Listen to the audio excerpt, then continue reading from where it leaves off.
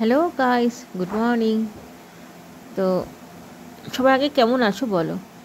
এখন তো বেশ ওয়েদার মানে একদম চেঞ্জ, পুরো গরম পড়ে গেছে, ঠান্ডাটা একদম চলে গেছে। তো আজকে সবার ইচ্ছা ছিল বাড়িতে যে চিকেন করি, বাট চিকেন মটন এত খাওয়া হচ্ছে না। আর সন্ধে হলেই তো মাসির পরোটা লুচি লেগেই আছে। তার জন্য আমি একটু পনির খাই।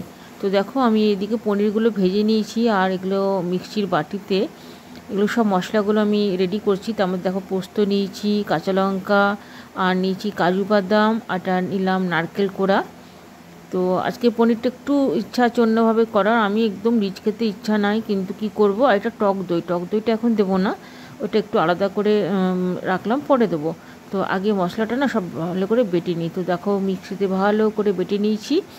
আর আমি এদিকে বোলের মধ্যে দিচ্ছি, স্পুনগুলো জানি না কোথায় আছে, পাচ্ছি না। তো হাত জিন্দাবাদ, হাতেই এটাকে বার করে নিই। পুরো আমার আবার মিক্সিতে হাত দেওয়া মানে পুরো হাতে মাখি করে নেওয়াই, দেখো যেটা বললাম অলরেডি হাতে মাখামাখি হয়ে গেল। তো মিক্সির বাটি থেকে এগুলো পুরো মশলাটা বার করে নিই। এতে একটু চারমগজও দিয়েছিলাম, যেটা পরে তোমাদেরকে আমি দেখাইনি, স্কিপ হয়ে গেছে ওটা আমার। তো আবার পনিরগুলো যে ভেজে রেখেছিলাম, আর আচ্ছা এটা বলে দিই, পনিরগুলো কিন্তু আমি বাটারে ভেজেছি।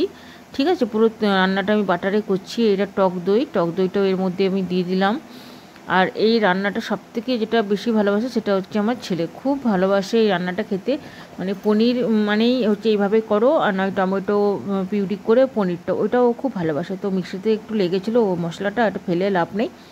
এটাকে ধুয়ে মিক্সিটা জলটা এর মধ্যে একটু দিয়ে দিই, দাঁড়াও, এতটা মশলা না তো ফেলা যাবে। তো চলো, এর মধ্যে বাটার কিন্তু অলরেডি দিয়েছি, আর একটু গলাতে দিয়েছি কড়াইয়ে, তো ওটাও এর মধ্যে এবার দিয়ে দিলাম। আন্দাজ মতন একটু নুন দেবো। পনিরটা এইভাবে করে দেখবে, খুব খুব সুন্দর হয়, মানে এতটা সুন্দর হয় না, যে নুনটা আমি আন্দাজ মতো এর মধ্যে দিচ্ছি। আর তোমরা যদি একটু স্পাইসি খেতে চাও তো বেশি করে লঙ্কাটা দিতে পারো, একটু বাটারটা বেশি করে দিতে পারো। যেহেতু আমি আজকে এটা খাবো, তো তার জন্য বাটারটা একটু কমই দিলাম, তাও মনে হচ্ছে একটু বেশি হয়ে গেল। এবার এটা ভালো করে মাখিয়ে নিই। অলরেডি বাকি যে রান্নাগুলো সেগুলো কিন্তু হয়ে গেছে, এটাই বাকি ছিল। তো এটা আমার ছেলে বললো যে একটু ভালো করে করো। কালকে তো সন্ধ্যেবেলায় ওই যে বললাম, কালকে সন্ধ্যেবেলায় ফুচকা খেয়েছি দুনিয়া। আমি বললাম যেহেতু ওর মঙ্গলবার থেকে এক্সাম শুরু হবে, একটু ভয় পাচ্ছি যে এই রিচ খাবার খেয়ে পেটে ব্যথা না শুরু হয়ে যায়। তো আর সকাল থেকে প্রথম থেকেই বলেছিল মটন খাবো, যেহেতু আজকে মানডে। তো আমি বললাম যে না, আজকে মানডে মানে তো বাড়িতে একটু শিব পুজো হয়, আর যেহেতু বর নেই, ও গেছে বললাম কুম্ভ মেলায় গেছে, তো আজকে পুজোটা আমাকেই সারতে হবে। তো রান্নাটাও খুব তাড়াতাড়ি তাড়াতাড়ি সকালবেলায় সারা হয়ে গেছে। আর এটাকে এবার আমি সোজা গিয়ে মাইক্রোওভেনে ভরে দেবো, দাঁড়াও, এটাকে মাইক্রোওভেনে ভরি। এই রান্নাটা না বাড়িতে সবাই, সঞ্জীবও খেতে খুব ভালোবাসে, আমারও ভালো লাগে, প্রচণ্ড ভালো লাগে, কিন্তু একটু স্পাইসি হয় বা একটু মানে এগুলো খাওয়া মানে তো একটু ক্যালারি, মানে বাটার আছে, তার মধ্যে কাজু আছে, পোস্ত আছে, চারমগজ আছে, একটু অ্যাভয়েড করি, বাট মাঝে মাঝে মনে হয় না একটু খেলে ভালোই হয়।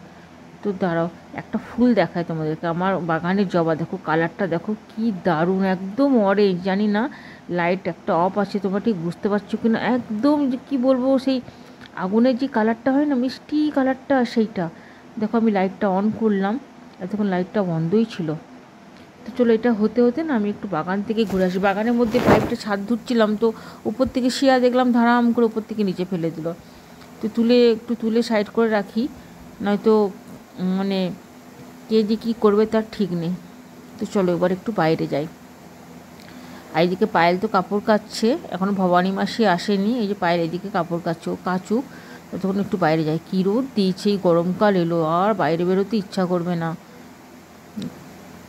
আমার তো গরমকালটা প্রচণ্ড ভয় লাগে, গরমকাল আসা মানেই মনে হয় যে এই রে, এবার কী করে বাইরে রোদে কাজ করব। আর আমার তো এই বাজার করা, পুগলুকে দিয়ে আসা নিয়ে আসা, এক্সাম শুরু হওয়া মানে তো এই নয় যে সব শেষ হয়ে যাচ্ছে। আর সকাল থেকে কালকে ওর ম্যাথ এক্সাম, সকাল থেকে যে কতবার বলছি পড়তে, কিন্তু না, ও সেই বদমাশি ওর চলছে। ওই যে বন্ধুরা ওর খেলছে, দেখো দূরে ক্রিকেট খেলছে, একবার করে বলছে মম আমি যাই খেলতে, তো আমি বকা দিলাম যে না যাবি না, একবার বাগানে যাই চলো। পাইপটা বোধহয় এইদিকেই ফেলেছে, ওইদিকে তো কোথাও দেখলাম না, ছাদ থেকে দাঁড়াম করে ছুঁড়ে ফেলে দিল। ওই দেখো, দেখেছো, যেটা ভাবলাম সেটাই, পাইপটাকে এইখানটাতে ছুঁড়ে ফেলেছে।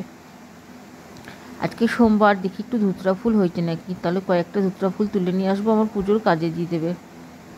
সব দিক বন্ধ থাকছে, কিন্তু বাগানটা তো নোংরা যে কে করছে আমি তো ভাই বুঝতে পারছি না। দাঁড়াও একটু ওই পাশে যাই। আমার এখনও চান হয়নি, চানটা করেই যাবো পুজো করতে। রান্নাটা সারি। আর ওইদিকে ওই দেখো পায়েল ওই পাশে কাপড় কাচ্ছে। ধুতরা ফুলের গাছটা এরকম শুকিয়ে গেল কেন বুঝতে পারছি না। সব ফুলগুলো দেখো কেমন শুকিয়ে শুকিয়ে যাচ্ছে, রোদের জন্য নাকি কুমড়ো গাছটাও যেন কেমন এলোমেলো হয়ে গেছে। বিকেলবেলায় করে একটু জল দেবো। তো পায়েলকে বলে এলাম, পাইপটাতে পুরো কাদা লেগে গেছে, আমি এখন আর ধরলাম না। পায়েলকে বলে এলাম তুই একটু তুলে একটু ধুয়ে রাখো। এদিকে আমার মাইক্রোওভেন বোধহয় বিপ বিপ করে শব্দ করছে, চলো গিয়ে এবার বার করে নিই। যেন চেয়ারগুলো একটু সাইড করে, এই চেয়ারগুলোতে না এই পুগলু বসবে আর সমানে টেনে টেনে রেখে দেবে। তো দেখো পুরো গন্ধ, গোটা ঘর একদম বাটারের গন্ধে ভরে গেছে। এত সুন্দর এই রান্নাটা হয়, মানে কি বলবো। দেখো পুরো বাটারগুলো উপরে কিন্তু ভাসছে, দেখেছো, হলুদ হলুদ। রান্নাটা খেতে খুব ভালো হয়। এটা ভাতের থেকেও না আমার মনে হয় রুটিতে যদি খাওয়া যায় আরও ভালো হয়। তো চলো, এটা রান্নাটা মোটামুটি হয়ে গেছে, আবার উপরে যায়। শিয়া কী করছে জানি না, এই পুরো গরম লেগে গেল। এইটুকু বাগানে যেতেই ঘেমে একবারে চান করে গেছি। দেখি শিয়া আসে নাকি এই রুমে।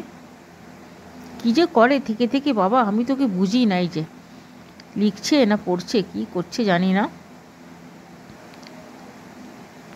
একটু ছোট্ট একটা ফ্যান আছে, ফ্যানটার একটু হাওয়া খেয়ে নি, দাঁড়াও। পুরো ঘেমে চান করে গেছি। আহ কি আরাম। এই এলো গরমকালে একটা করে কাজ করব আর উপরে আসবো একটু হাওয়া খেতে। নিচটা অবশ্য ঠান্ডা, আমাদের নিচটা খুবই ঠান্ডা, উপরটাই গরম। তাই এই ছোট্ট ফ্যানটা না নিয়ে খুব সুবিধা হয়েছে। তাহলে চলো আজকে ভিডিওটা তাহলে এখানেই, টাটা বাই বাই, দেখা হবে আবার নেক্সট ভিডিওতে।